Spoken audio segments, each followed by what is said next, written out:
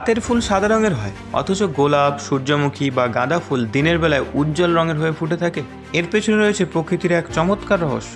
দিনের বেলায় মৌমাছি, প্রজাপতি ও অন্যান্য পরাগবাহীরা ফুলের উজ্জ্বল রং দেখে আকৃষ্ট হয়, তাই দিনের ফুলগুলো লাল, হলুদ, নীল বা বেগুনি রঙের ধারণ করে, যাতে দূর থেকেই তাদের খুঁজে পাওয়া যায়। কিন্তু রাতের অন্ধকারে রঙের তেমন কোনো মূল্যই নেই।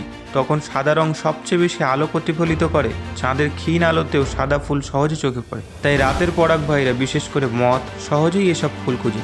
আরও অবাক করা বিষয় হলো, রাতের ফুলগুলো সাধারণত অনেক বেশি সুগন্ধ ছড়ায়, কারণ অন্ধকারে যখন রং দেখা কঠিন হয়ে যায়, তখন সুগন্ধি হয়ে ওঠে তাদের পরিচয় পট। অর্থাৎ রাতের ফুল শুধু চোখে নয়, নাক দিয়েও নিজেদের খুঁজে নিতে সাহায্য করে। বিজ্ঞানীরা মনে করেন, লক্ষ লক্ষ বছরের বিবর্তনের মাধ্যমে ফুলগুলো তাদের পরাগবাহীদের সুবিধা অনুযায়ী রং ও গন্ধের এই কৌশল তৈরি করেছে। তাই ফুলের রং শুধু সৌন্দর্যের জন্য নয়, বরং তাদের বেঁচে থাকা ও বংশবিস্তারের জন্য অত্যন্ত গুরুত্বপূর্ণ। প্রকৃতির এই ছোট্ট কৌশল প্রমাণ করে, ফুলে প্রতিটি রঙের পেছনে লুকিয়ে আছে বিজ্ঞানের এক অসাধারণ গল্প। আপনি কি জানেন পৃথিবীর সবচেয়ে বড় ফুল কোনটি এবং সেটি কত বড় হতে পারে?